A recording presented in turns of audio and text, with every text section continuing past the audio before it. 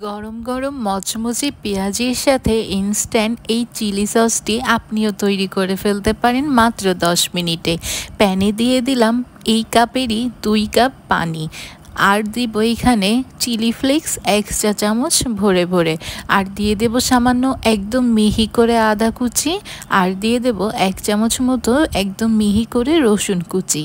এখন দিয়ে দেব 1/4 কাপ চিনি, আপনারা চাইলে বাড়িয়ে কমিয়ে দিতে পারেন। দিলাম একটু লবণ, আর জাস্ট ফর কালারের জন্য টমেটো কেচাপ।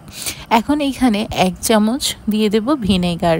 আপনারা চাইলে টক মিষ্টি বাড়িয়ে কমিয়ে নিতে পারেন আপনাদের টেস্ট অনুযায়ী।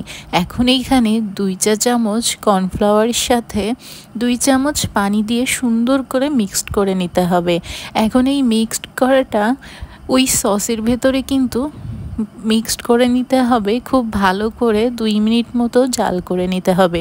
যখন দেখবেন একটা পর্যায়ে একদম ঘন হয়ে আসতেছে, সেই পর্যায়ে বুঝবেন আপনার সস রেডি। পাশের চুলায় পেঁয়াজি বসিয়ে মাত্র 10 মিনিটে এরকম একটা মজার চিলি সস আপনিও কিন্তু বানিয়ে ফেলতে পারেন এই রমজান মাসে।